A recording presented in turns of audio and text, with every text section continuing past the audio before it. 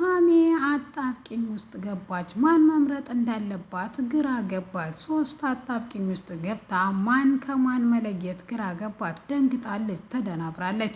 ወንድ አፍራው ፊቷ ቆሞ እንኳን በሰላም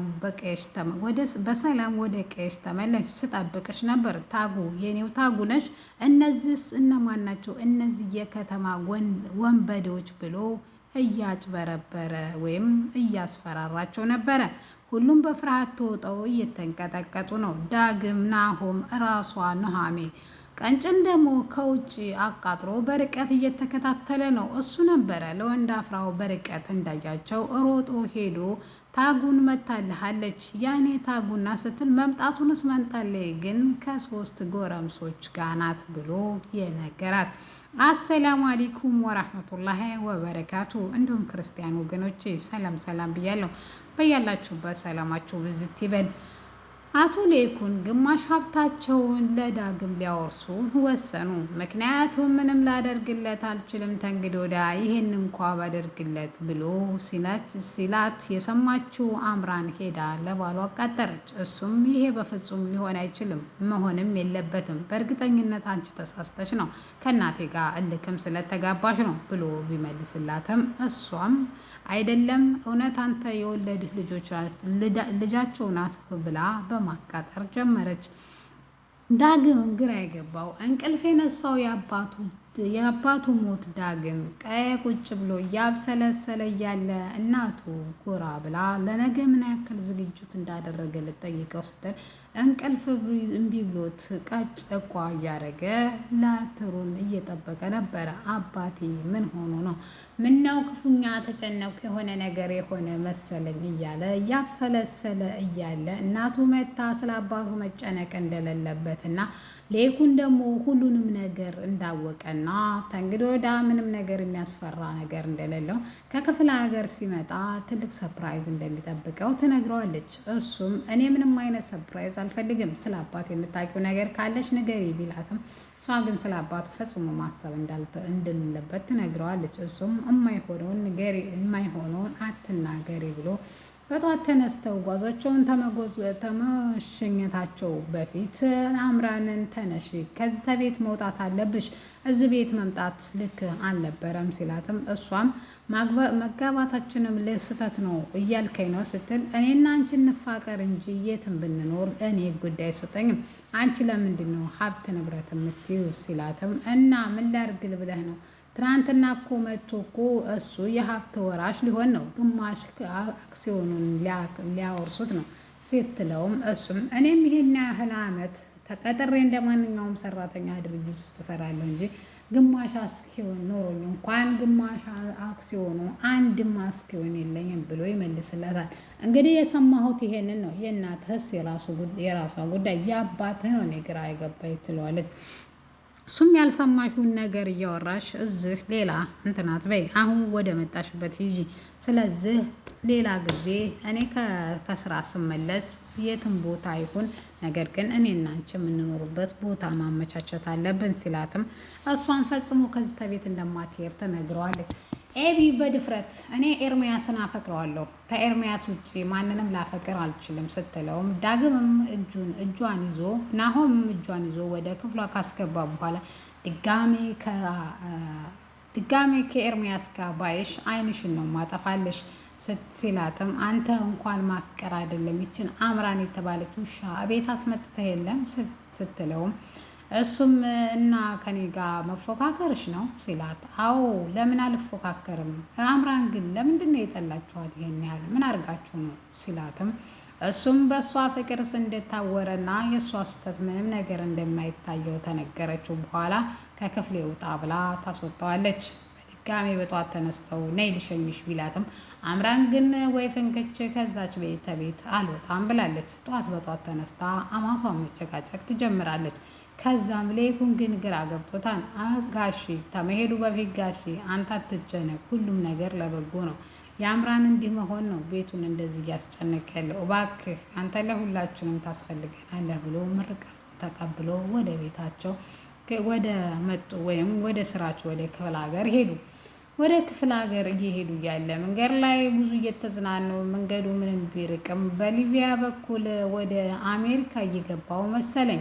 ትንሽ ቀረን ካልሽም በኋላ ራሱ 4 ሰዓት ተጓዝ። እንዴት ነው ነገሩ ኑሃሜ ሲላትም እሷን በሂደት እንደሚደርሱና በጣም ስለደከማቸው እንጂ መንገዷ በጣም ቅርብ ናት ብላ ታቃለለባቸዋለች። እሷስ ምንም ቅርብ አልነበረችም መንገዷን። ናሆም በጣም አቅቶታል፣ መራመድ አቅቶታል። ተዝለፍልፏን የተኛን ይነሳን፣ ዳግም ትንሽ ይሻላል የከተማ ሰው እያለች ትሳለቅባቸዋለች።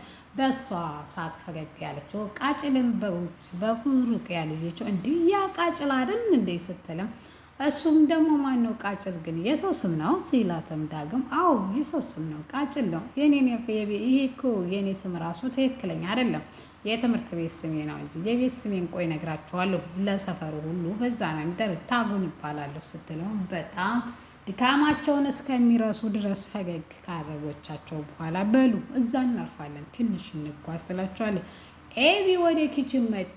አምራንን እንደ ቀድሞ ልታስፈራራ እንዳንቺ አይነት ልክስክስና እንዳንቺ አይነት ወራዳ እዚህ ቤት መቀመጥ የለበትም። እኔ ምልሽ ቆይ አሁን እንደዚህ የጠላሽ ምን አድርጌሽ ነው? ከዚህ በፊት እኮ በጣም ተወጂ ነበር። የኑሃሚ ተቃራኒ ስለሆንኩ ነው ስትላትም ኑሃሚን ካንቺ 10 እጅ ትሻላለች፣ ስነ ስርዓቷም እየጠና ነው። ስለዚህ ከሷ እኩል ልትወዳደሪ አችም ስትላትም ለዛ ለኤርሚያስ ሄደሽ ሁሉንም እንደምታደርሺ አውቃለሁ ብላ እጇን ጠምዝዛ ታስፈራራታለች። እሷም እጄን ልቀቂኝ እኔ ትቼሽ እንጂ እንኳን አንቺን ድንቢጥ ሌላም ሰው አይችለኝም ብላ ትዝትባታለች። የእንትና እናት ደግሞ ወይም የናሆም እናት ደግሞ በትንሹም በትልቁም አምራንን በማበሳጨት ላይ ናት። ምክንያቱም አሁን እኮ ክፍለ ሀገር ሄደው ናሆምና ኑሃሚ እየተዝናኑ ምናልባትም እኮ በዛው ቀለበትን ብቻ ውስጤ ሲመኛት የነበረችው ምራት ልትሆንልኝ ትችላለች። ምን ይታወቃል? ይህም ባለቻ ቁጥር በስጭት ብስልስል ትላለች። ናሆም ግን ዳግም ግን ምንም ከነሱ ጋር ቢያወራና ቢጫወት ሀሳቡና ጭንቀቱ አባቱ ጋር ነበር። አባቴ የት ነው ያለኸው? አራ ቤት በለኝ፣ እዚህ ነይ በለኝ እያለ ውስጡ በፍርሃት ተሞልቷል። ነገር ግን ምንም ነገር ያጋጨውና ያጋጠመው ነገርና የሚያምንበት ምንም ነገር የለም። ስለዚህ ግራ ገብቶት ጉዞዬን ወደ ጉዞ አድርጌ እንደውም ከዚህ ጭንቀት ትንሽ ተገላግሌ ስራዬን ሰርቼ እመጣለሁ በማለት ነበር ክፍለ ሀገር ሄደው። ቃጭል እንዳያቸው ወደ ወንደፍራው ጋር እየሮጠ ሄደ። እየሮጠ ሲሄድም እሱም እያለከለከ እግሩን እያሸነከለ ወርቆ እስከሚነሳ ድረስ ወንዳፍራውም እህል እያዘጋጀ ወይም ጭድ እያስተካከለ ነበርና ለወሬው ትደርሳለህ ለምን ቀስ ብለህ አትመጣም ሲለውም በጣም ተናዶም ነበረ። እሱም እና ታጉኔ እኮ መጣች ታንጉቴ እኮ መጣች ሲለውም እሰይ የኔው ታንጉቴ ናት ብሎ ፈገግ ብሎ ሳይጨርስ ፈገግታውን በሀዘን ይቀልሰዋል። መምጣቱንስ መጣይ ከሁለት ጎረምሳ ጋር ነበረች ሲለውም የኔ ታጉንማ እንደዛ አታረግም ሲልም እሱም አድርገዋለች ሲለውም ከመሬት አንስቶ እዛ ጭር ላይ ደባልቆት ቃጭል የት እንዳለ ራሱ እስከሚጠፋው ድረስ ዞረበት።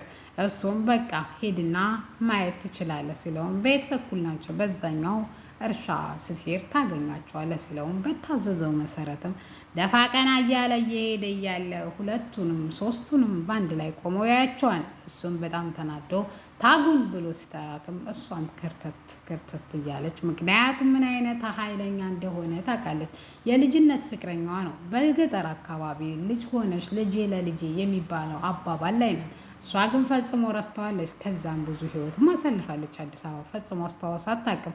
እሱ ግን ቃሉን እየጠበቀና እሷንም ጨምሮ እየጠበቃት ነበረ። እሷ ግን ፈጽሞ ረስተዋለች። ነገር ግን ስታየው አስታውሰዋለች። ዳግምም መነጋገር እንዳለባቸው ቢነግረውም እሱ ግን ማናችሁ ምንድናችሁ ለስራ ነው ቢሉትም እሱ ግን ሊሰማቸው አልፈቀደም። እንኳንም በሰላም ወደ ቀይሽ መጣች። ስንት ጊዜ ስጠብቅሽ መሰለሽ? አንቺን ስጠብቅ ነው እስከዛሬ ድረስ የቆየሁት ይላታል።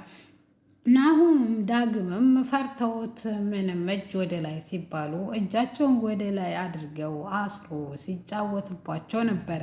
እሱም እንግዲህ ምን ላድርግ እያለች እሷም ላክስቴ ወይም ላያቴ ከመናገሬ በፊት ልቀቃቸው ትለዋለች። እሱም እሺ በቃ ካልሽ እኔ ለቃቸዋለሁ፣ ነገር ግን መልሰሽ ከዚህ ሀገር መውጣቱን ፈጽሞ እርሹ ይላታል። እሷም እሺ በቃ እንደዛ ከሆነ ለማንኛውም አያታችን ጋር እንድረስና ሁሉም ነገር እንነጋገራለን ትለዋለች። እነ ናሆም ግራ ገብቷቸዋል። ምክንያቱም ይሄ ትልቅ ሰፕራይዝ ያጋጥመናል ብለው አላሰቡም ነበረ።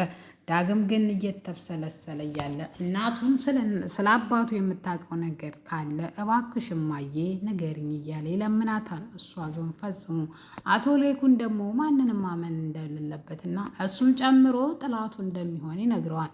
ይህን የነገረው ጊዜ እፎይታ ሰላም ያጣን። አባዬ ለምንድን ነው አቶ ሌኩን እንደዚህ የሚለው?